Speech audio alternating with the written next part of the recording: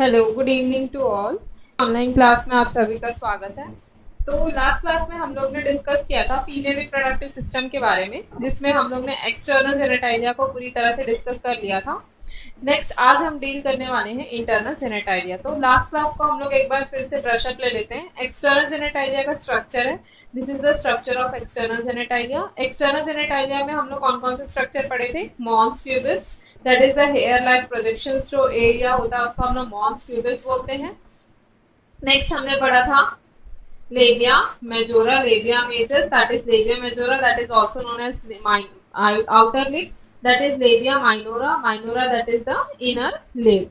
Next हम लोग ने पढ़ा था कि वजाइना, देन वजाइना में हम लोग वेस्टिब्यूल्स पढ़े थे।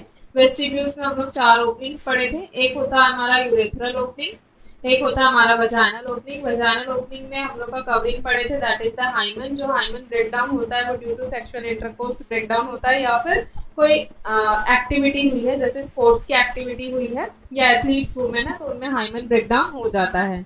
नेक्स्ट हम लोग ने देखा था वेस्टिब्यूल्स की दूसरी opening, that is Bartholin duct opening, जो लिब्रिकेशन में हेल्प करती है। स्किन डक्ट ओपनिंग, जो फ्लूइड सिक्रीशंस में हेल्प करती है। तो वेस्टिब्यूल्स में 4 ओपनिंग पड़े थे, urethral opening, vaginal opening, Bartholin duct opening and Skene's gland opening. फिर हम लोग ने पढ़ा था boundaries of vulva and boundaries of vestibules. तो वेस्टिब्यूल्स के बाउंड्रीज में हम लोग पढ़े थे एंटीरियरली जो प्रेजेंट होता है वो क्या रहता है? क्लिटोरिस। पोस्टीरियरली जो प्रेजेंट होता है वो रहता है हमारा फोर्सेट, और लैटरली जो प्रेजेंट होता है वो होता है लेबिया माइनोरा। इस तरीके से हम लोग एक्सटर्नल जेनेटाइलिया को डिस्कस किए थे। नेक्स्ट आज हम लोग डिस्कस करेंगे internal genitalia. Internal genitalia that consist of क्या क्या चीजें इसमें हम लोग डिस्कस करेंगे? इसमें हम लोग डिस्कस करेंगे सबसे first thing that is vagina, vagina. Next हम लोग डिस्कस करेंगे सर्विक्स। नेक्स्ट हम डिस्कस करेंगे यूट्रस। यूट्रस में हम लोग बहुत सारी चीजें पढ़ेंगे, दैट इज यूट्रस में हम लोग क्या क्या चीजें पढ़ेंगे? तो पार्ट्स ऑफ यूट्रस होते हैं बॉडी, इस्थमस एंड सर्विक्स। तो हम लोग बॉडी क्या होता है, इस्थमस क्या होता है, सर्विक्स क्या होता है, फिम्ब्रिये क्या होती है, this is the फिम्ब्रिये, finger like projections which is present. ये फिंगर लाइक प्रोजेक्शंस होती है, इसको हम लोग फिम्ब्रिये बोलते हैं। लिगामेंट्स प्रेजेंट होती है, ovarian ligaments, ovarian ligaments present होती है। और यूट्रस की लेयर्स के बारे में हम लोग डिस्कस करेंगे। यूट्रस की लेयर होती है myometrium, myometrium that is the middle layer, endometrium and perimetrium, this is the 3 layers. Cervical canal, cervix के बारे में पूरी तरह से डिस्कस करेंगे। This is the ovary, this is the structure of ovary. तो फर्स्ट ऑफ ऑल हम लोग वजाइना, तो स्ट्रक्चर से हम लोग एक बार देख लेते हैं, फिर हम लोग एक एक करके डिटेल में पढ़ेंगे। वजाइना है तो vagina that is vagina, that is fibromuscular organ between internal and external genitalia organs. Internal between vagina कहाँ present होता है? Between internal and external genitalia, internal and external genital organs के between present होता है, उसको हम लोग बोलते हैं vagina। vagina में 2 vaginal wall होते हैं, एक anterior vaginal wall होता है uterine फ्लेक्शंस के थ्रू। तो there are 2 vaginal wall, 2 vaginal walls होते हैं, vagina की 2 walls होती हैं। नेक्स्ट हम लोग देखते हैं लेयर्स ऑफ वजाइना। तो वजाइना की 3 लेयर्स होती हैं, outer most, middle most and inner most. Vagina की 3 लेयर होती है, एक होता है आउटर लेयर, एक होता है मिडिल लेयर, और तीसरा होता है इनर लेयर। जो आउटर लेयर होती है वो फाइब्रस लेयर होती है, फाइब्रस लेयर होती है। मिडिल लेयर जो होती है वो मस्कुलर लेयर कहा जाता है, middle layer that is muscular layer, and inner layer को कहा जाता है mucosa layer. This is the 3 layers of vagina. Vagina की 3 लेयर्स होती है, आउटर, मिडिल एंड इनर। और म्यूकोसा लेयर जो होती है वो मेंटेन, पीएच को मेंटेन करने के लिए रिस्पॉन्सिबल होती है, this is the inner layer, pH को मेंटेन करने के लिए रेस्पॉन्सिबल होती है।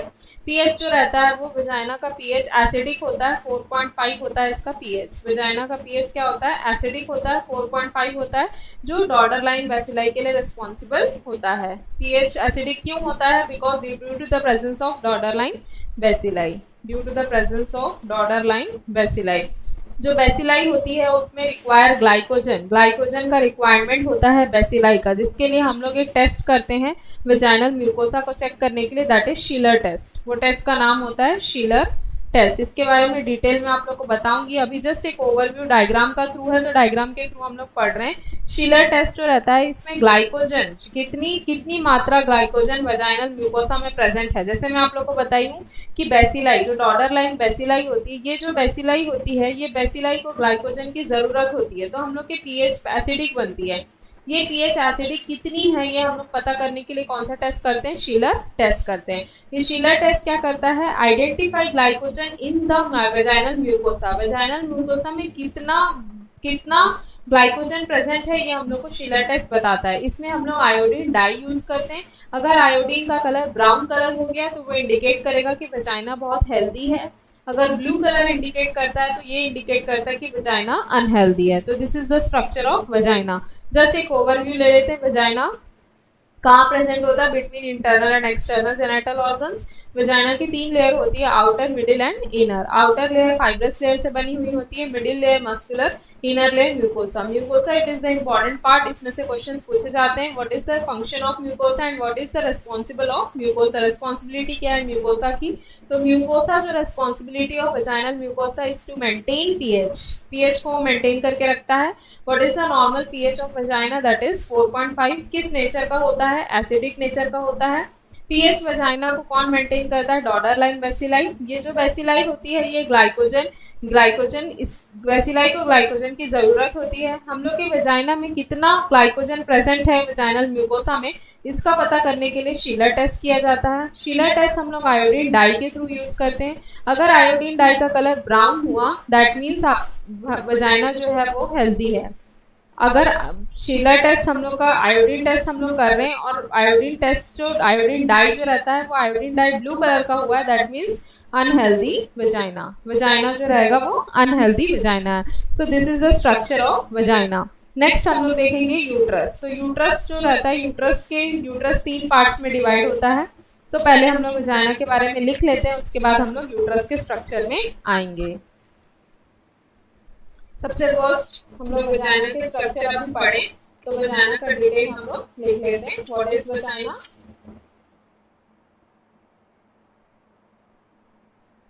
vagina it is the fibromuscular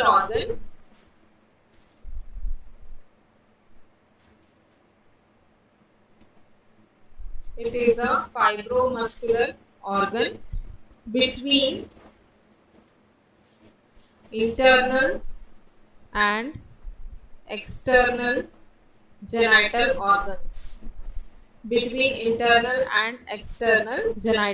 organs. Next बात करते हैं लेयर्स ऑफ वजाइना। वजाइना की कितनी लेयर्स होती है, तो vagina consist of 3 layers. Vagina की कितनी लेयर्स होती है, layers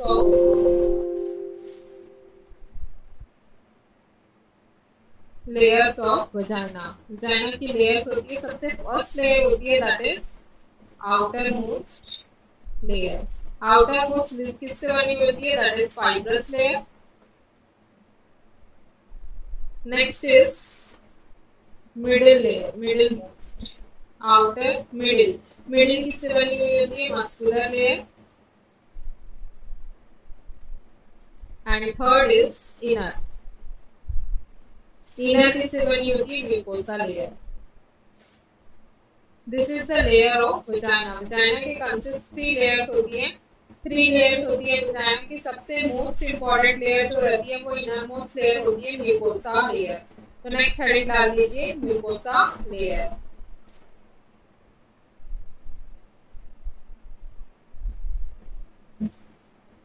mucosa layer that is the very very important, because mucosa layer से क्वेश्चंस पूछे जाते हैं। म्यूकोसा लेयर की सबसे फर्स्ट थिंग जो रहेगा, what is the responsibility of vaginal mucosa. The responsibility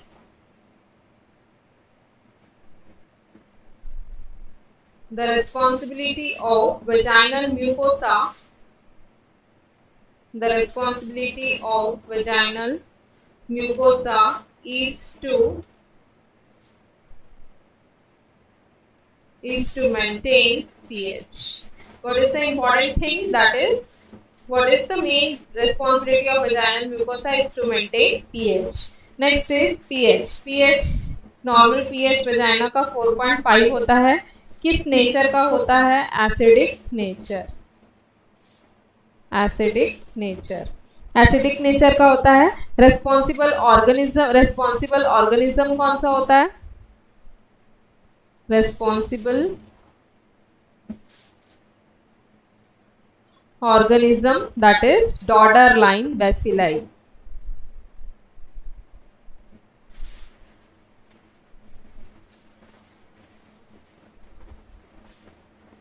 that is Doderlein bacilli. अब जो ये बैसिलाई होती है, बैसिलाई को क्या जरूरत होता है? Bacilli it requires glycogen. It requires glycogen. Bacilli को क्या जरूरत होता है? ग्लाइकोजन की जरूरत होती है। It requires glycogen. अब जो रहता है सबसे important question that is Schiller test. What is Schiller test? जो ग्लाइकोजन को आइडेंटिफाई करती है हमारे वजाइनल म्यूकोसा से। नेक्स्ट लिख लीजिए, दैट इज शिलर टेस्ट।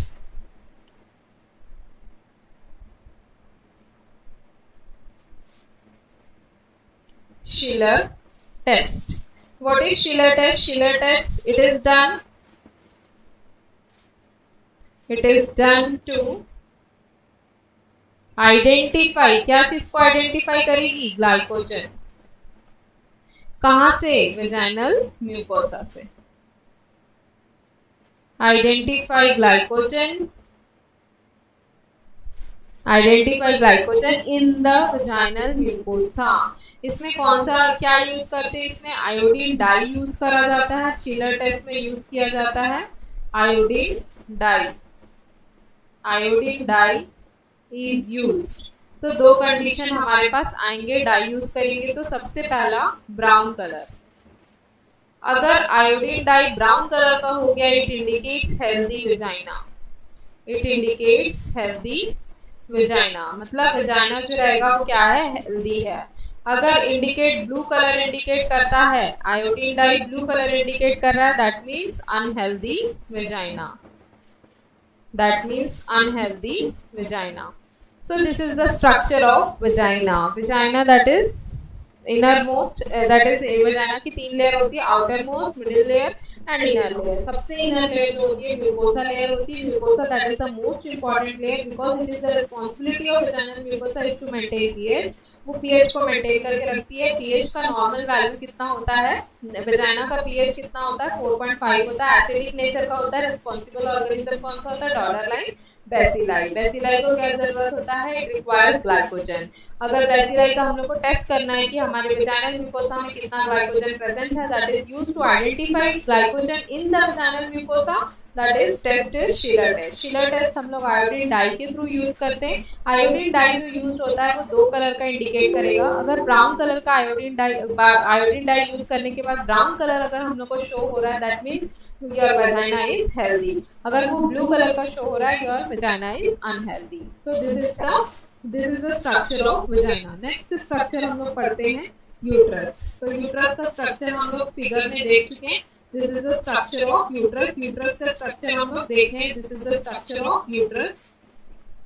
तो यूट्रस में तीन लेयर होती है, मायोमेट्रियम, एंडोमेट्रियम एंड पेरीमेट्रियम। तो हम लोग इसका डिस्कस कर लेते हैं। What is uterus? तो यूट्रस में आप लोग लिख लीजिए, हेडिंग डाल लीजिए यूट्रस। यूट्रस में सबसे फर्स्ट हेडिंग डाल लीजिए पार्ट ऑफ यूट्रस।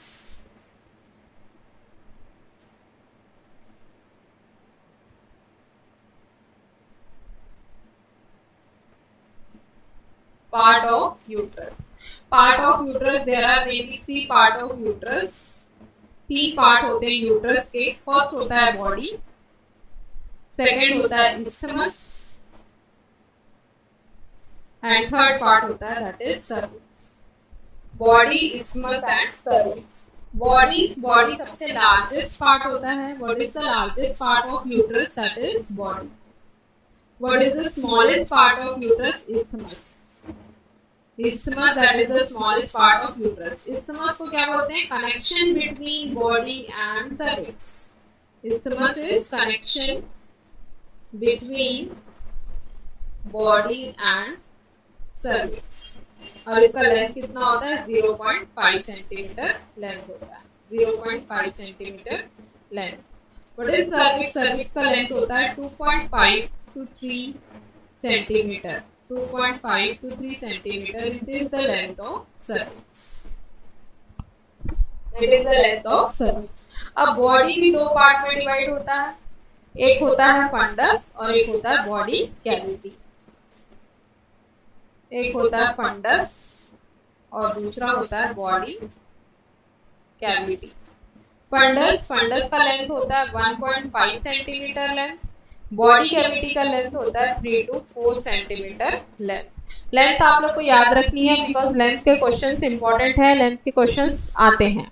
तो what is uterus? Uterus, it is the part of uterus. There are mainly 3 part of uterus, body, isthmus and cervix. Body is subdivided into 2, fundus and body cavity. What is the length of fundus? 1.5 centimeter. What is the length of body cavity? 3 to 4 centimeter. What isthmus? Isthmus, it is the smallest part of the uterus. It is the connection between body and cervix. What is the length? 0.5 centimeter. Next is cervix. Cervix, what is the length of cervix? 2.5 to 3 centimeter. That is the length of cervix. Next जो uterus का main part होता है, uterus काम क्या करता है, ये uterus का फंक्शन बोलेंगे। तो नेक्स्ट हेडिंग डाल लीजिए, फंक्शन ऑफ यूट्रस।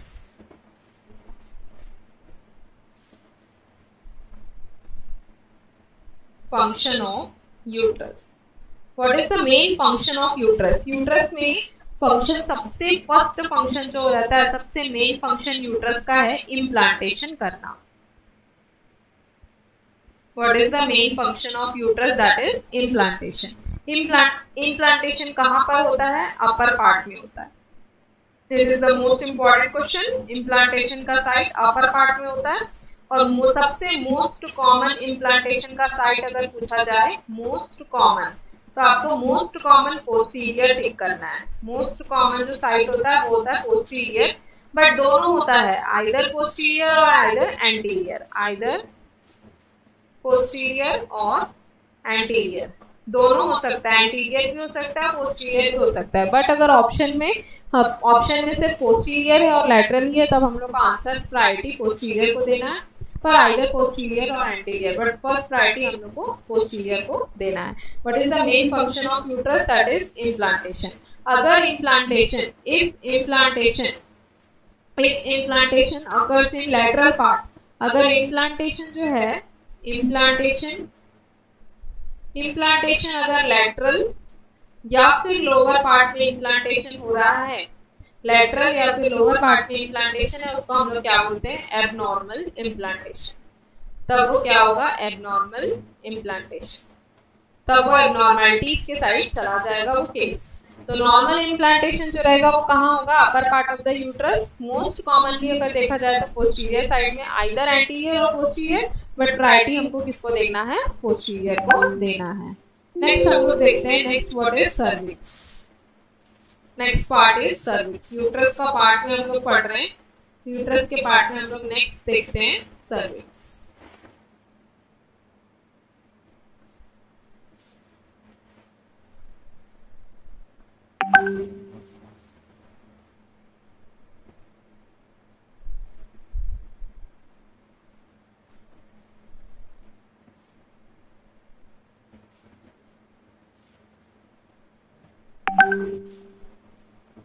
नेक्स्ट हम लोग देख रहे हैं, that is cervix.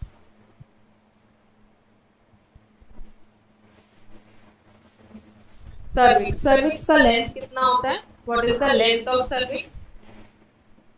Length of cervix, that is 2.5 to 3 centimeter length of cervix. Cervix, it is the neck of uterus. Cervix को क्या कहा जाता है? Neck of uterus. Cervix is subdivided. Cervix दो पार्ट में डिवाइड होता है, एक होता है एक्टोसर्विक्स और दूसरा होता है एंडोसर्विक्स। जो एक्टोसर्विक्स होता है वो कनेक्ट और continue with two vagina, vagina से जब वो कंटिन्यू करता है तब वो एक्टोसर्विक्स कहलाता है, और एंडोसर्विक्स जो रहता है वो यूट्रस से जो कंटिन्यू करवाता है वो that is endocervix. With the help of diagram देख लेते हैं।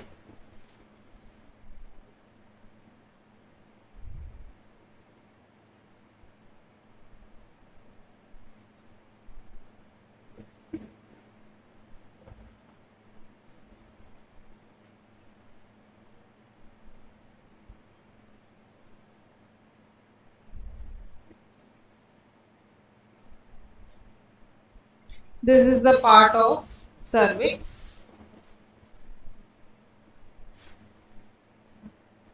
This is the part of vagina. And this is the part of vulva. Part of vulva. And where is situated in the endocervix and where is situated in ectocervix? So ectocervix. This is the ectocervix. This is ectocervix. So ectocervix किसके continuation में है? नीचे क्या है? Vagina है. तो ectocervix क्या हुआ? ectocervix that is connected to vagina. जो वेजाइना से कनेक्टेड है that is ectocervix. यहाँ पर जो प्रेजेंट होता है this is endocervix. This is endocervix. Endocervix that is continue with the uterus. ये uterus का पार्ट हो गया. तो यूट्रस के पार्ट से कंटिन्यू करता है वो एंडोसर्विक्स है. विजाइना के पार्ट से जो कंटिन्यू करता है वो है एक्टोसर्विक्स. जो part of cervix connected with the isthmus of uterus. Question आता है part of cervix connected with the isthmus of uterus. Uterus के इस्थमस पार्ट से कनेक्टेड है वो कौन सा सर्विक्स कहलाता है? That is endocervix. Endocervix because isthmus. What is isthmus? It is the part of uterus. Uterus का सबसे स्मॉलेस्ट पार्ट कौन सा होता है? इस्थमस. जो अभी हम लोग पार्ट्स में पढ़े हैं, पार्ट्स 3 पार्ट के होते हैं, बॉडी, इस्थमस एंड सर्विक्स. तो जो एंडोसर्विक्स होता है वो इस्थमस ऑफ यूट्रस से कनेक्टेड होता है. That is endocervix. And ectocervix that is vaginal part of the cervix. ectocervix को हम लोग vaginal part of cervix भी कहते हैं.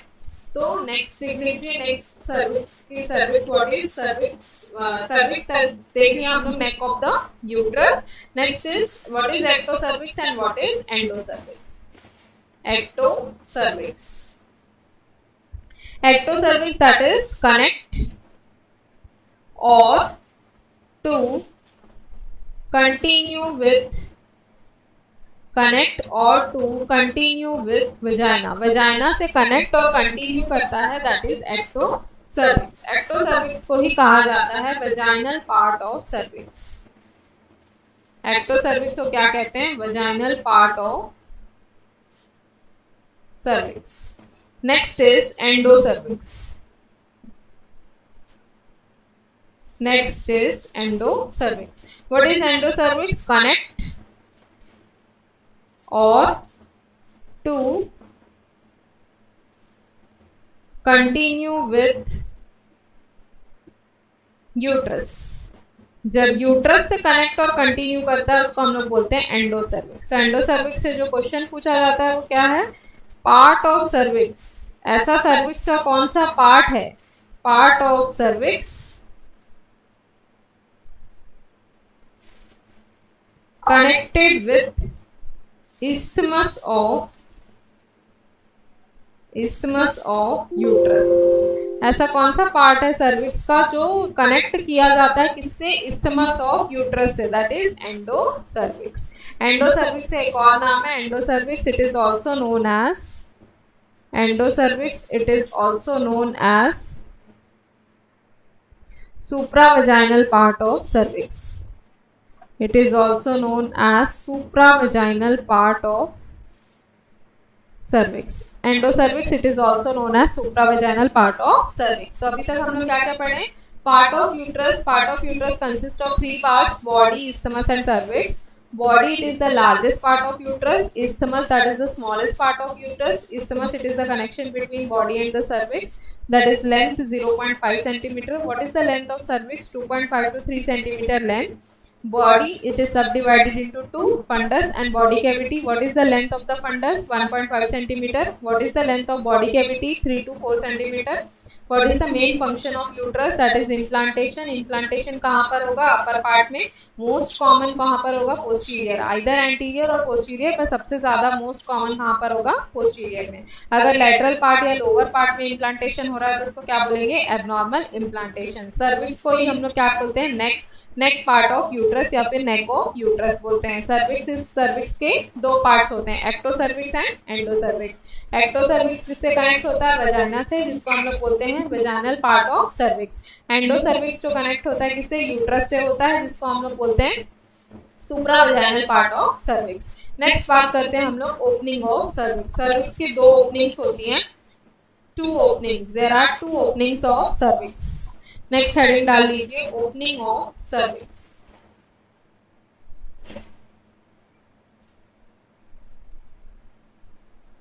Opening of cervix. तो सर्विक्स के दो ओपनिंग्स होते हैं, कौन कौन से? एक होता है इंटरनल ऑस और दूसरा होता है एक्सटर्नल ऑस। इंटरनल ऑस को ही हम लोग बोलते हैं इंटरनल ओपनिंग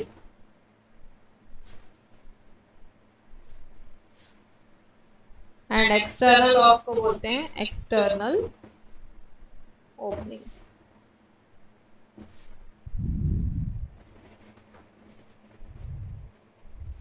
तो इंटरनल ऑस और एक्सटर्नल ऑस। तो internal os and external os, internal os and external os. External os, external os को क्या बोला जाता है? एक्सटर्नल ओपनिंग बोला जाता है। एक्सटर्नल ऑस दैट इज, एक्सटर्नल ऑस में सबसे इंपॉर्टेंट पार्ट क्या याद रखना है? यहाँ पर इन्वॉल्यूशन नहीं होता। क्वेश्चन आता है यहाँ पर, क्वेश्चन इंपॉर्टेंट आता है, where which part doesn't occur implantation, sorry, it doesn't occur involution, involution doesn't occur, involution doesn't occur, involution कौन से पार्ट में नहीं होता? तब आपका आंसर क्या होगा? एक्सटर्नल ऑस। जो एक्सटर्नल ऑस में इन्वॉल्यूशन नहीं होता है, एक पार्ट होता है जिसको हम लोग बोलते हैं सर्वाइकल एबॉर्शन। सर्वाइकल एबॉर्शन क्या होता है? इंटरनल ऑस खुल जाती है, एक्सटर्नल ऑस बंद रहती है। तो क्या हो रहा है? मोस्टली क्या होता है, लेबर के टाइम पे इंटरनल ऑस ओपन होती है, एक्सटर्नल ऑस ओपन होती है। ऑस ओपन होता है, सर्विक्स डायलेट होता है, 10 सेंटीमीटर सर्विक्स डायलेट होता है, तो बेबी डिलीवर्ड आउट बाहर होता है with the help of opening of internal and external opening. Cervical abortion में क्या होता है? इंटरनल ऑस तो खुली हुई रहती है बट एक्सटर्नल ऑस क्लोज रहती है। तो प्रोडक्ट कहाँ गया? प्रोडक्ट दोनों के बीचों बीच में प्रेजेंट होता है। इंटरनल और एक्सटर्नल ऑस के बीच में जो प्रोडक्ट प्रेजेंट होता है, उस प्रोडक्ट और उस एबॉर्शन को हम लोग बोलते हैं सर्वाइकल एबॉर्शन बोला जाता है। तो that is important question, cervical abortion. तो उसको आप लोग लिख लीजिए, what is cervical abortion? Cervical abortion, cervical abortion that is when internal os open, internal os open and external os closed। Internal ऑस तो खुली है और एक्सटर्नल ऑस क्या है? क्लोज है। सो प्रोडक्ट कहाँ जाएगा? So product is in between both os, दोनों ऑस के बीच में जो प्रोडक्ट रहेगा उसको हम लोग बोलते हैं सर्वाइकल एबॉर्शन। और eight the time of labour क्या होता है? डायलिटेशन होता है सर्विक्स का। सर्विक्स का डायलिटेशन कब स्टार्ट होता है? फर्स्ट स्टेज में, जिसको हम लोग क्या बोलते हैं? सर्वाइकल स्टेज बोलते हैं। फुल डायलिटेशन ऑफ सर्विक्स कब होता है? Full dilatation of cervix that is 10 centimetre full dilatation of cervix बोलते हैं।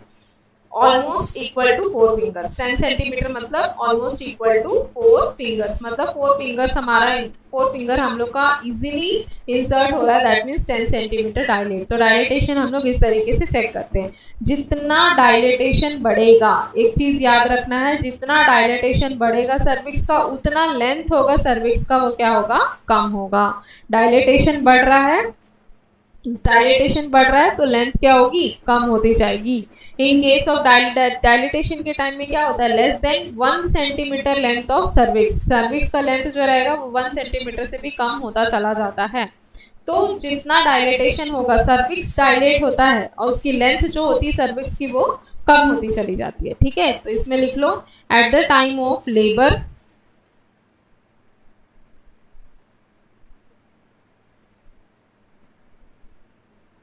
at the time of day labor, dilation of cervix, at the time of labor, dilation of cervix, dilatation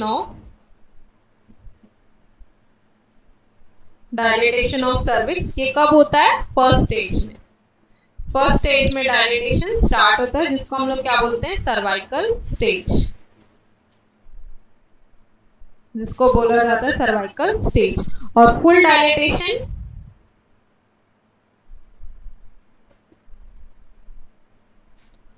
dilatation of cervix that is 10 centimeter, 10 centimeter that is equal to almost equal to 4 fingers, almost equal to 4 fingers. This is cervical abortion. cervical abortion क्या है? जब internal ऑस खुल जाती है, external ऑस बंद हो जाती है, पर प्रोडक्ट कहाँ रह जाता है? दोनों ऑस के बीच में, उसको हम लोग बोलते हैं सर्वाइकल एबॉर्शन। और सर्विक्स का डायलेटेशन कब होता है? ड्यूरिंग प्रेगनेंसी या ड्यूरिंग लेबर। लेबर के टाइम पे जब मदर लेबर के प्रोसेस में होती है, first stage that is cervical stage, जिसमें फुल डायलेटेशन ऑफ सर्विक्स देखने को मिलता है। फर्स्ट स्टेज का डेफिनेशन क्या है? It starts with the cervical dilatation. Cervical dilatation से वो स्टेज स्टार्ट होती है, ठीक है। सर्वाइकल डायलेटेशन फर्स्ट स्टेज में स्टार्ट होता है। तो full dilatation of the cervix 10 centimetre equal to 4 fingers. Next लिख लीजिए डायलेटेशन ऑफ सर्विक्स। जितना सर्विक्स डायलेटेशन होगा, सर्विक्स सर्वाइकल की लेंथ जो होगी वो कम होगी, तो इरिवर्सिबल वो काम करती है।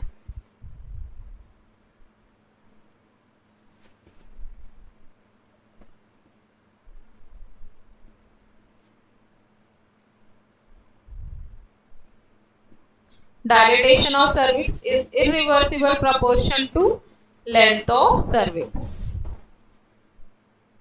Length of cervix. अगर डायलेटेशन बढ़ेगा तब सर्वाइकल सर्विक्स का जो रहेगा वो लेंथ कम होगा। डायलेटेशन जितना बढ़ेगा सर्वाइकल का लेंथ कम होता चला जाएगा, ठीक है। नेक्स्ट होता है यूट्रस को। सबसे इंपॉर्टेंट ये तो बात हो गई यूट्रस का। यूट्रस की लेयर क्या होती है, सर्विक्स क्या होता है, सर्वाइकल क्या काम करता है, सर्विक्स में क्या क्या चीजें होती है, सब चीजें की बात अभी तक हम लोग किए हैं। नेक्स्ट इंपॉर्टेंट नोट डाल के लिख लीजिए, इंपॉर्टेंट नोट डाल के लिख लीजिए। Removal of uterus in female, ये आप लोग सब फैमिलियर होंगे ये वर्ड से। Removal of uterus in female. अगर फीमेल में यूट्रस को रिमूव किया जाता है उसको हम लोग क्या बोलते हैं? हिस्टेरेक्टमी। उसको क्या बोलते हैं? हिस्टेरेक्टमी। यूट्रस को ही रिमूव कर दिया जाए तो वो कहलाएगा hysterectomy. Hysterectomy that is the permanent absence of menstrual cycle. Permanent cessation भी बोल सकते हैं या फिर permanent absent of menstrual cycle. Menstrual cycle का परमानेंटली एब्सेंस होता है। एब्सेंस ऑफ मेंस्ट्रुअल साइकिल कब कब देखने को मिलता है? एब्सेंस ऑफ मेंस्ट्रुअल साइकिल को क्या बोलते हैं? एमेन्यूरिया बोला जाता है। एब्सेंस ऑफ मेंस्ट्रुअल साइकिल को क्या बोलते हैं? एमेन्यूरिया बोलते हैं, ठीक है।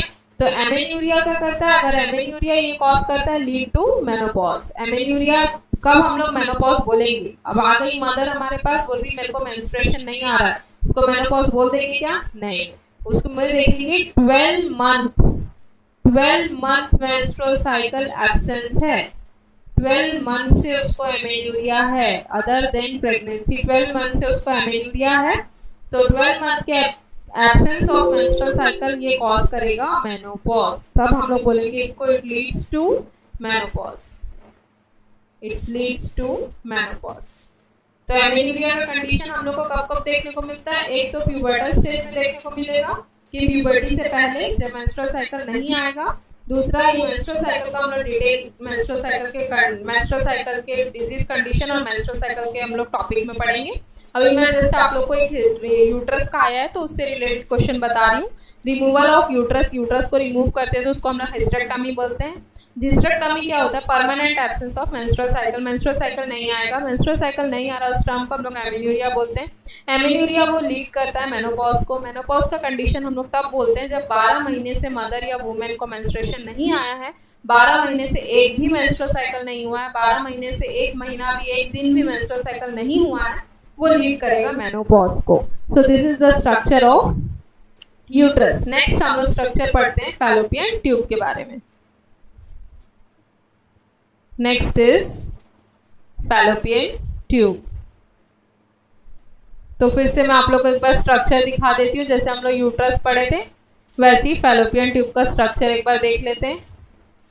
This is the fallopian tube, दिख रहा है ये आप लोग को? This is the fallopian tube. ये पूरा स्ट्रक्चर क्या होता है? फैलोपियन ट्यूब का होता है। ये आगे चलकर किससे कनेक्टेड है? ओवरी से। ओवरी यहाँ पर फिम्बरी लाइक प्रोजेक्शंस है जिसको हम लोग बोलते हैं फिम्बरी। ये फिम्बरी ओवरी को पूरी तरह से हैच करके रखी रहती है, ठीक है। ये फिम्बरी जो ओवरी को हैच करके रखी रहती है, ये पूरा स्ट्रक्चर किसका होता है? फैलोपियन ट्यूब का होता है। ये हम लोग डिटेल अभी फैलोपियन ट्यूब के स्ट्रक्चर में देखेंगे। तो फैलोपियन ट्यूब को पेयर्ड ऑर्गन कहा जाता है, बिकॉज फैलोपियन ट्यूब दोनों साइड हमारी प्रेजेंट होती है, इसलिए ये पेयर्ड ऑर्गन होता है। दोनों साइड फैलोपियन ट्यूब प्रेजेंट होती है, इसलिए हम लोग इसको क्या बोलते हैं? Paired organ. ये एक पेयर्ड ऑर्गन होता है। फैलोपियन ट्यूब क्या होता है? पेयर्ड ऑर्गन होता है, पेटेंट होता है, हमेशा खुली हुई होती है, उसको हम लोग बोलते हैं पेटेंट। ठीक है, फैलोपियन ट्यूब का दूसरा नाम क्या होता है? सैल्पिन्स।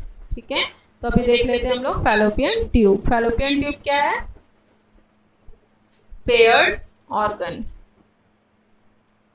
पेयर्ड ऑर्गन, और इसको हम लोग बोलते हैं patent.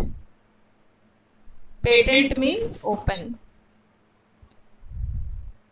Fallopian tube it is also known as, first point लिख लीजिए आप लोग, fallopian tube it is also known as salpinx और ओविडक्ट और यूट्राइन ट्यूब और यूट्राइन ट्यूब। फैलोपियन ट्यूब क्या फॉर्म करती है? Mullerian duct. तो लिख लीजिए formation of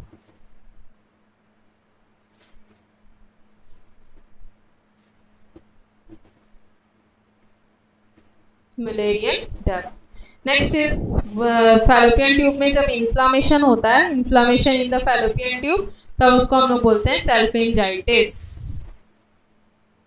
what is सेल्फिंजाइटिस?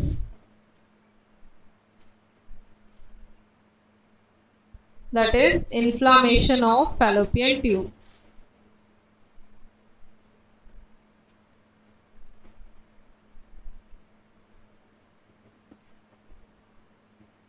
Inflammation of fallopian tube, that is सेल्फिंजाइटिस। सबसे मोस्ट कॉमन, अब सेल्फिंजाइटिस से रिलेटेड मैं आप लोग को क्वेश्चंस बता देती हूँ। जो क्वेश्चंस पूछे जाते हैं वो आप लोग नोट करके लिख लीजिएगा।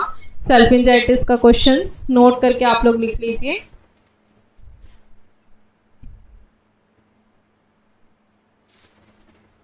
सेल्फिंजाइटिस मोस्ट कॉमन किस में देखा जाता है? ये पीआईडी में। सेल्फिंजाइटिस मोस्ट कॉमन किस में देखा जाता है? पीआईडी में। PID, what is PID?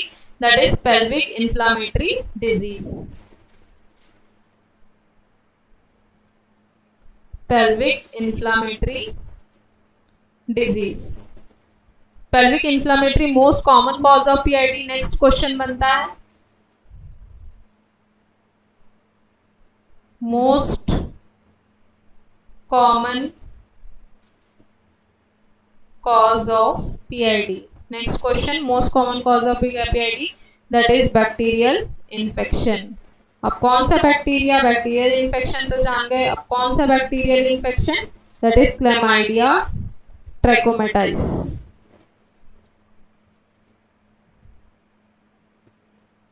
Chlamydia trachomatis। Chlamydia ट्रैकोमेटिस। अगर रिमूवल करते हैं फैलोपियन ट्यूब का, उसको हम लोग क्या बोलते हैं? सेल्फिंजेक्टोमी। अगर मैं आप लोग से पूछती हूँ, आप लोग खुद अपने मन में आंसर कीजिए। सबसे पहले आप लोग सोचने की कोशिश करिए कि अगर हम लोग फैलोपियन ट्यूब को रिमूव करते हैं, जो सेल्फिंजेक्टोमी का प्रोसीजर परफॉर्म कर रहे हैं, तो हम लोग क्या वो मेंस्ट्रुअल साइकिल में इफेक्ट करेगा? फैलोपियन ट्यूब को रिमूव कर दिए, फैलोपियन ट्यूब को रिमूव कर दिए, तो क्या वो मेंस्ट्रुअल साइकिल में इफेक्ट करेगा या नहीं करेगा? मेंस्ट्रुअल साइकिल, फैलोपियन ट्यूब निकाल दिए किसी वुमेन में, किसी गर्ल में, किसी मदर में, फैलोपियन ट्यूब निकाल दिए, फैलोपियन ट्यूब निकाल दिए। अब मदर क्या कंप्लेन लेकर आएगी? उसको कभी मेंस्ट्रुएशन नहीं आएगा। आप लोग खुद आंसर कीजिए, 2 मिनट आप लोग खुद सोचिए कि क्या ये क्वेश्चन को किस तरीके से सॉल्व करना है। अगर रिमूव कर देते हैं, रिमूवल ऑफ फैलोपियन ट्यूब को अगर रिमूव कर दिए हैं, तो क्या वो मेंस्ट्रुअल साइकिल में इफेक्ट करेगा?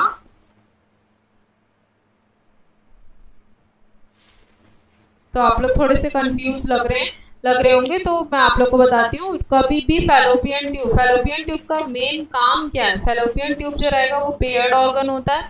फैलोपियन ट्यूब कभी भी सिर्फ पेटेंसी के लिए हेल्पफुल होता है, ओपन होता है। फैलोपियन ट्यूब में क्या होता है?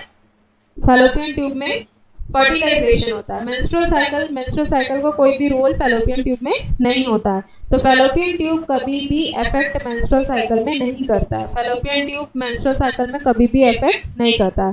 तो सबसे इंपॉर्टेंट चीज हम लोग को याद रखना है, फैलोपियन ट्यूब, फैलोपियन ट्यूब अगर किसी मदर में रिमूव भी कर दिया जाए तो भी उसके मेंस्ट्रुअल साइकिल में कोई भी इफेक्ट नहीं होगा।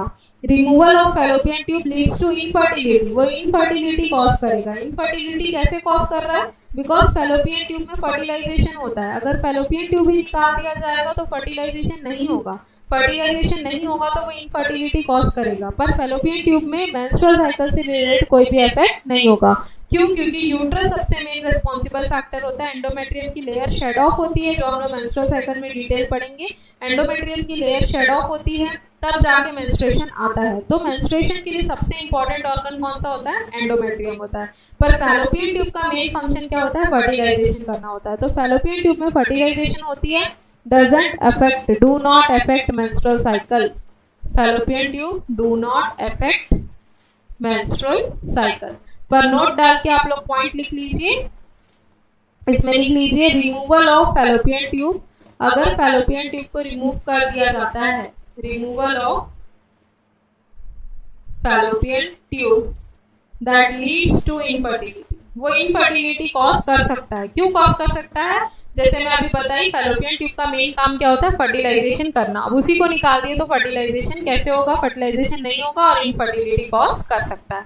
अब बात करते हैं असेस द पेटेंसी। पेटेंसी को चेक करने के लिए कौन सा टेस्ट किया जाता है? To assess the patency of fallopian tube. Fallopian tube के पेटेंसी को चेक करने के लिए हम लोग करते हैं HSG।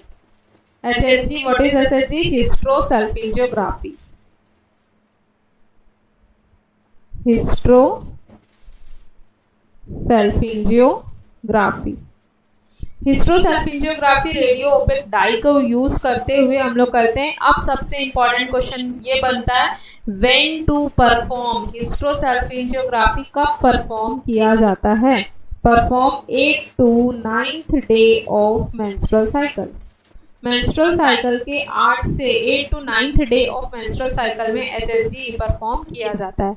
HSG जो रहता है वो किसका यूज होता है? Radio opaque dye, radio opaque dye, radio opaque dye और मॉनिटर और विजुअलाइज किया जाता है, उसको हम लोग HSG परफॉर्म किया जाता है पेटेंसी। और नेक्स्ट इन्वेस्टिगेशन देख लेते हैं फैलोपियन ट्यूब में और क्या क्या चेक कर सकते हैं। एक रूबीन टेस्ट होता है। रूबीन टेस्ट पेटेंसी मतलब कार्बन डाइऑक्साइड को यूज करके हम लोग पेटेंसी चेक करते हैं कि फैलोपियन ट्यूब खुली है कि नहीं है, कि कितनी खुली है। ठीक है, तो वो होता है रूबीन्स test.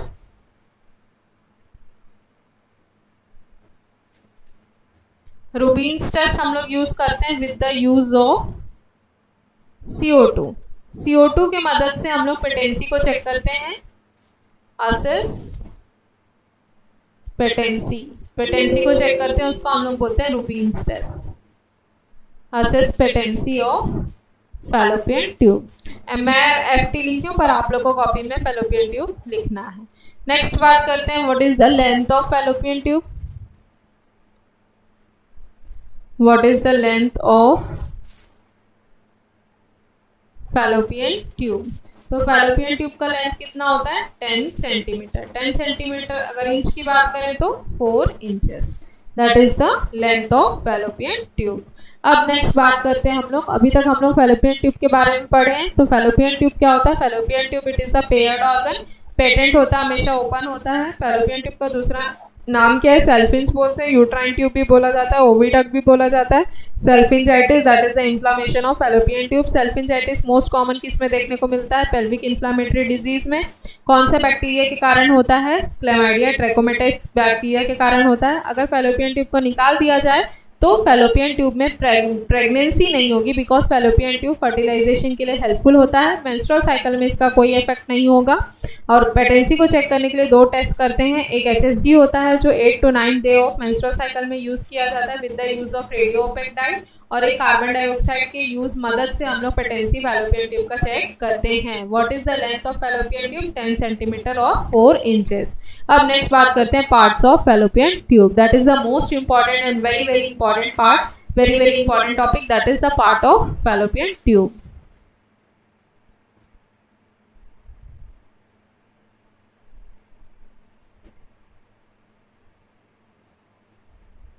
Parts of fallopian tube.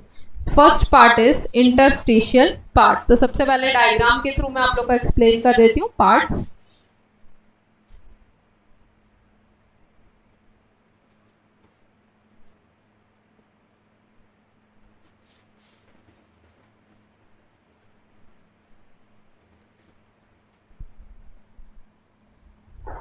ये सबसे फर्स्ट पार्ट होगा। This is the first part, this is the second, this is the third part and this is fourth and this is fimbriae. इसको हम लोग बोलते हैं फिम्बरी। ठीक है, फर्स्ट पार्ट कौन सा होता है? Interstitial. First part is interstitial, second part is isthmus, third part is ampulla and fourth part is infundibulum.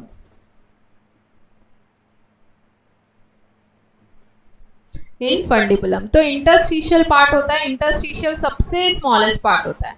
सबसे स्मॉलेस्ट की बात करें तो क्या होता है वो? इंटरस्टिशियल। इंटरस्टिशियल क्या होता है? Smallest part of fallopian tube. Interstitial क्या है? Smallest part of fallopian tube. Fallopian tube का सबसे स्मॉलेस्ट पार्ट होता है बिकॉज इसका डायमीटर होता है 1 mm का डायमीटर होता है, या फिर 0.1 सेंटीमीटर इसका लेंथ होता है। नेक्स्ट बात करें isthmus। isthmus का लेंथ 2.5 सेंटीमीटर या 1 इंच होता है। Ampulla, ampulla that is the largest part, that is interstitial smallest part होता है, वैसे ampulla, ampulla that is the largest part. Ampulla का largest, ampulla that is the largest part of fallopian tube जहां पर fertilisation होता है। What is the main site of fertilization? That is ampulla. Fertilization takes place. Ampulla part में fertilization होता है।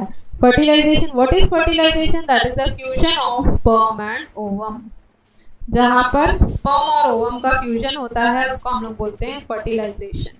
Fusion of sperm and ovum. What is infundibulum? Infundibulum का length होता है 1.25 सेंटीमीटर, मतलब हाफ इंच। डायमीटर होता है 6 mm। फिंगर लाइक प्रोजेक्शंस ये 20 to 25 होता है जो इनफंडिबुलम के जस्ट फ्रंट में प्रेजेंट होता है। इनफंडिबुलम के फ्रंट में प्रेजेंट होता है, दैट इज 20 to 25 फिम्बरी होती है। 20 to 25 नंबर्स में होती है फिम्बरी। ये फिम्बरी वन लार्जेस्ट फिम्बरी, एक जो सबसे लंबी फिम्बरी होती है, फिम्बरी जो ऐसे होती है, एक जो सबसे लंबी फिम्बरी होती है, one largest fimbriae reaches up to the level of ovary. ये ओवरी के लेवल तक पहुंचती है। सबसे लार्जेस्ट वाली जो फिम्बरी होती है वो ओवरी के लेवल तक पहुंचती है, जिसको हम लोग ओवेरियन फिम्बरी बोलते हैं, जो ओवरी को कैच करके रखती है और ट्रांसफर करती है fallopian tube via pelvic opening. ठीक है, जो भी फैलोपियन ट्यूब तक ट्रांसफर करवाती है वाया पेल्विक ओपनिंग। ठीक है, तो ये जो सबसे लार्जेस्ट फिम्बरी होती है, सबसे लार्जेस्ट जो एक फिम्बरी होती है, वही फिम्बरी ओवरी को पकड़ के रखी रहती है। मतलब ओवरी का जो स्ट्रक्चर में मैं आप लोग को दिखा लेती हूँ एक बार। This is the fimbriae. ये जो फिम्बरी होती है, ये ओवरी को इस तरीके से पकड़े रखती है और आगे चलकर पेल्विक ओपनिंग में हेल्प करती है। तो ये पूरी लाइनिंग आगे चलकर कनेक्टेड होती है। तो ये जो फिम्बरी होती है ये सबसे एक लार्जेस्ट फिम्बरी सिर्फ और सिर्फ ओवरी को पकड़ करके रखती है, सिर्फ ओवरी को कैच करके रखती है। 20 to 25 फिम्बरी होती है और यही फिम्बरी ओवरी को कैच करके रखी रहती है। तो नेक्स्ट अब देख लेते हैं हम लोग पार्ट्स ऑफ फैलोपियन ट्यूब पढ़ रहे थे। पार्ट्स ऑफ फैलोपियन ट्यूब, सबसे पहला पार्ट होता है दैट इज इंटरस्टिशियल। इंटरस्टिशियल को ही कहा जाता है इंट्राम्यूरल। इंटरस्टिशियल का लेंथ होता है 1.25 सेंटीमीटर लेंथ, और इंच की बात करेंगे तो हाफ इंच। इंटरस्टिशियल क्या है? सबसे smallest part of fallopian tube.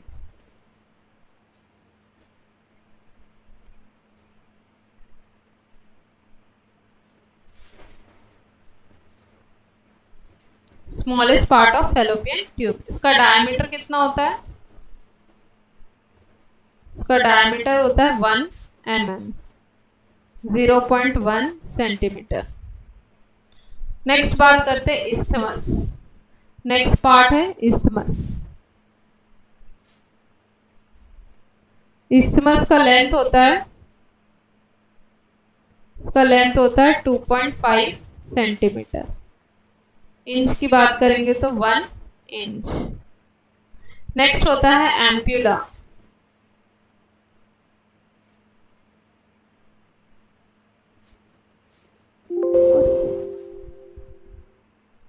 Next part होता है एम्प्यूला।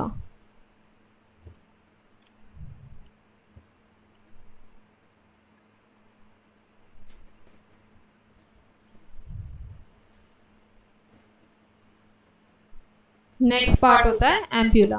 एम्प्यूला का लेंथ होता है, एम्प्यूला का लेंथ होता है 5 centimetre, 2 inch. Ampulla, this is the largest part of fallopian tube.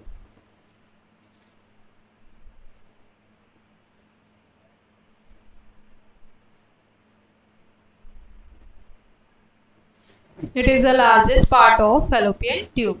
क्यों? बिकॉज यहाँ पर क्या होता है, फर्टिलाइजेशन टेक्स प्लेस। एम्प्यूला में फर्टिलाइजेशन होता है, फर्टिलाइजेशन टेक्स प्लेस।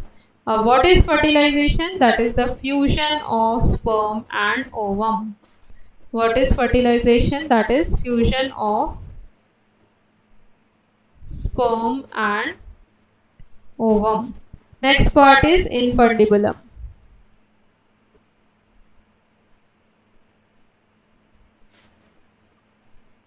इनफंडिबुलम का लेंथ होता है 1.25 centimetre, that means half inch. इसका डायमीटर 6 mm का होता है, diameter 6 mm. So this is the 4 parts of fallopian tube: interstitial, intramural, interstitial that means interstitial, that is the smallest part of the fallopian tube. What is the length of interstitial? 1.25 centimeter length, half inch. Isthmus, what is the length of isthmus? 2.5 centimeter. What is the length of ampulla? 5 centimeter. Ampulla, that is the largest part of fallopian tube, which fertilization takes place in the ampulla region. What is fertilization? Fusion of sperm and ovum. Infundibulum, what is the length of infundibulum? 1.25 centimeter, that is half inch. What is the diameter of infundibulum? 6 mm. Next is finger-like projections. Fimbriae. Fimbriae, that is finger-like projections.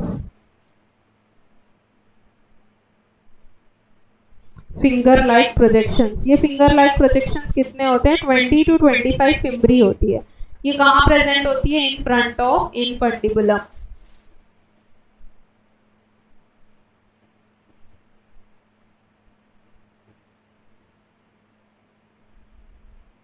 In front of infundibulum 20 to 25 fimbriae होती है। One largest fimbriae, इनमें से उन सारी fimbriae में से सबसे एक लार्जेस्ट फिम्ब्री होती है। One largest fimbriae reaches up to the level of ovary. जैसे मैं अभी आप लोग को डायग्राम में दिखाई हूँ, वो ओवरी को कैच करके रखती है up to the level of ovary, जिसको हम लोग बोलते हैं ओवेरियन फिम्ब्री या फिर ovarian fimbriae. Ovarian fimbriae that is catches ovary, ovary को कैच करने में हेल्प करती है। वन लार्जेस्ट फिम्ब्री होती है जो ओवरी को कैच करने में हेल्प करती है। नेक्स्ट होते हैं ओपनिंग्स होते हैं फैलोपियन ट्यूब में। फैलोपियन ट्यूब में there are 2 openings, uterine openings and the pelvic opening. Uterine opening क्या होता है? स्पर्म को एंट्री करने में हेल्प करता है, फैलोपियन ट्यूब तक ले जाता है, जो जाइगोट को ट्रांसफर करने में हेल्प करता है यूट्रस में। पेल्विक ओपनिंग क्या होता है? एंट्री ऑफ ओवम, ओवम की एंट्री करता है फैलोपियन ट्यूब में, that is pelvic opening. Next बात कर लेते हैं हम लोग openings of fallopian tube.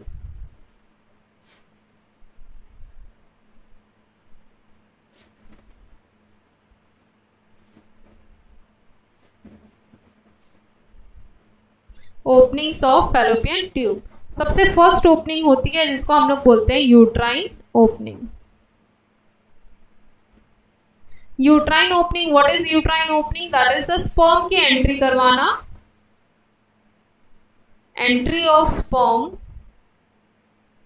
into entry of sperm into fallopian tube, transfer of zygote into uterus, transfer of zygote into uterus, that is uterine opening. Second is pelvic opening. Second is pelvic opening, entry of ovum into fallopian tube, entry of ovum into fallopian tube, entry of ovum into fallopian tube, that is pelvic opening. And some important questions related to fallopian tube. fallopian tube से related important questions देख लेते हैं. First question, pack sales इन fallopian tube. fallopian tube में कौन सा cell पाया जाता है? बहुत इंपॉर्टेंट क्वेश्चन है, एम्स में रिपीटेड पूछा गया क्वेश्चन है. Pack sales in fallopian tube. Peg cells. What is Peg cells? Work as sperm capacitation. Work as sperm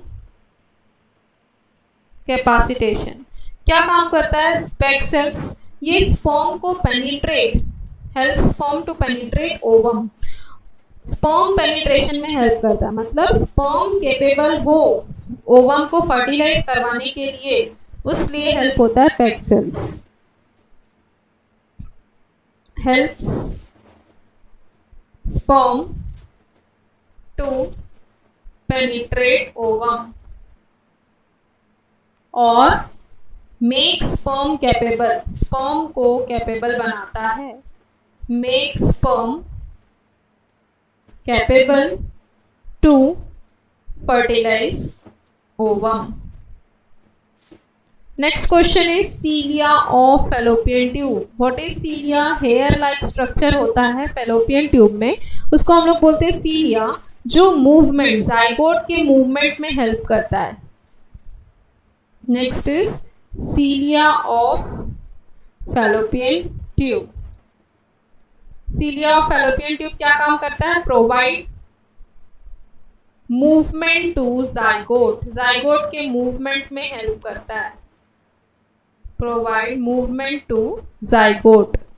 Next is अगर in case ये जो ciliary activity है ये बंद हो गई, absence हो गई, तब क्या होगा? तब के कंडीशन में abnormal कंडीशन होता है जिसको हम लोग बोलते हैं ट्यूबल एक्टोपिक प्रेगनेंसी. एब्सेंस, अगर ciliary एक्टिविटी क्या हो गई? कम हो गई, तब ट्यूबल. क्यों होगा? क्योंकि zygote का सेल डिविजन होता है, वो पूरे मॉड्यूलर स्टेज तक जाता है, तो वो zygote के मूवमेंट नहीं हो पाएंगे और फर्टिलाइजेशन कहाँ पर हो जाएगा? फैलोपियन ट्यूब में ही रह जाएगा. तो ट्यूबल एक्टोपिक प्रेगनेंसी होगी और वो zygote आगे चलकर डेवलप नहीं कर पाएगा, सेल का डिवीजन नहीं हो पाएगा, मॉड्यूलर का स्टेज नहीं आ पाएगा, यूट्रस तक नहीं आ पाएगा, इम्प्लांटेशन की प्रोसेस नहीं होगी, तब उसको बोलते हैं ट्यूबल एक्टोपिक प्रेगनेंसी. अगर सीलियरी एक्टिविटी बहुत ज़्यादा है, अगर बहुत ज़्यादा zygote बहुत जल्दी जल्दी मूव कर रहा है, तब क्या कंडीशन हो सकता है? प्लेसेंटा प्रीविया हो सकता है. प्लेसेंटा प्रीविया आगे चलकर क्या कॉज कर सकता है? ABH कॉज कर सकता है. एंटीपार्टम हेमरेज, जो एंटीपार्टम हेमरेज क्या होता है? Bleeding during pregnancy. प्रेगनेंसी के दौरान जो भी ब्लीडिंग होती है उसको अपन एंटीपार्टम हेमरेज बोलते हैं. तो लिख लीजिए, दो क्वेश्चन है इसमें. सबसे फर्स्ट क्वेश्चन है एब्सेंस. अगर सीलियरी एक्टिविटी एब्सेंस है, एब्सेंस ऑफ सीलियरी एक्टिविटी, अगर सीलियरी एक्टिविटी है ही नहीं, तब क्या कंडीशन हो सकती है? Tubal ectopic pregnancy. अगर बहुत ज्यादा सीलियरी एक्टिविटी है, इंक्रीज सीलियरी एक्टिविटी, अगर बहुत ज्यादा सीलियरी एक्टिविटी है तब ये कॉज कर सकता है placenta previa. Placenta previa that will cause APH. APH, that is bleeding during pregnancy.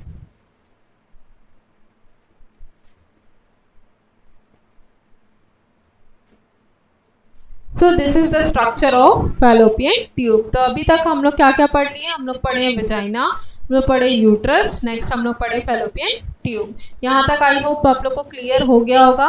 तो आज की क्लास को हम लोग ब्रशअप ले लेते हैं। ओवरी बचा है, ओवरी हम लोग नेक्स्ट क्लास में ओवरी को डिस्कस करेंगे फॉर डिटेल्स। आज हम लोग इसी को ब्रशअप कर लेते हैं। What is vagina? तो वजाइना में हम लोग क्या क्या पढ़े हैं? Vagina that is the fibromuscular organ. Vagina के 3 लेयर्स होते हैं, outer most, middle most and inner most. Vagina fibrous, outer most fibrous layer से बना हुआ था, middle most muscular, innermost mucosa. Mucosa that is the responsibility of vaginal mucosa is to maintain pH. pH को maintain करके रखता है। pH किस type का होता है? एसिडिक होता है। pH का नॉर्मल pH कितना होता है वजाइना में? 4.5 एसिडिक होता है। और रेस्पॉन्सिबल ऑर्गेनिज्म कौन सा होता है? डॉलरलाइन बेसिलाई। बेसिलाई को क्या जरूरत होता है? ग्लाइकोजन, जिसके लिए कौन सा टेस्ट करते हैं? शीलर टेस्ट करते हैं। शीलर टेस्ट में अगर हम लोग आयोडीन डाई यूज करें, ब्राउन कलर का आया दैट मीन्स वजाइना हेल्थी है। अगर ब्लू कलर का आया दैट मीन्स वजाइना अनहेल्थी है। फिर हम लोग पार्ट ऑफ यूट्रस देखें। यूट्रस के 3 पार्ट्स होते हैं, body, isthmus and cervix. Body is subdivided into 2 parts, fundus और body cavity. What is the length of fundus? 1.5 centimetre. Body cavity की लेंथ होती है 3 to 4 सेंटीमीटर। इस्थमस सबसे स्मॉलेस्ट पार्ट होता है यूट्रस का, जिसकी लेंथ होती है 0.5 centimetre. What is the length of cervix? 2.5 to 3 centimetre. What is the function of uterus? Implantation. कहाँ पर इम्प्लांटेशन? अपर पार्ट में। सबसे most common implantation posterior, either anterior और पोस्टीरियर, बट पोस्टीरियर को प्रायोरिटी देनी है। What is the part of uterus? Endocervix and एक्टोसर्विक्स। एक्टोसर्विक्स इससे connected है वजाइना से, एंडोसर्विक्स इससे कनेक्टेड है यूट्रस से। Opening of the cervix, internal os and external os. External os हम लोग इसमें सर्वाइकल एबॉर्शन देखे हैं। इंटरनल ऑस और external os, internal os open है, एक्सटर्नल ऑस क्लोज है, और प्रोडक्ट कहाँ जाएगा? In between os. उसको हम लोग बोलते हैं cervical abortion. During first stage dilatation होता है सर्विक्स का, 10 सेंटीमीटर डायलिटेशन होता है। जितना ज़्यादा डायलिटेशन होगा सर्विक्स का लेंथ उतना ज़्यादा कम होगा। अगर रिमूवल करते हैं, हिस्टेक्टमी करते हैं, तो एब्सेंस होगा मेंस्ट्रुअल साइकिल, जिसको एमेन्यूरिया बोलते हैं। 12 महीने से अगर मेंस्ट्रुएशन नहीं आया that means it is the case of menopause.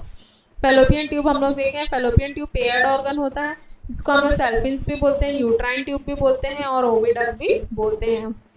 सेल्फिंजाइटिस क्या होता है? Inflammation of the fallopian tube. Most common salpingitis किसमें देखा जाता है? पीआईडी में। Most common cause of PID क्या है? बैक्टीरियल इन्फेक्शन है, क्लेमाइडिया ट्रैकोमेटाइस। रिमूवल करते हैं फेलोपियन ट्यूब का, उसको क्या बोलते हैं? सेल्फिंजेक्टोमी।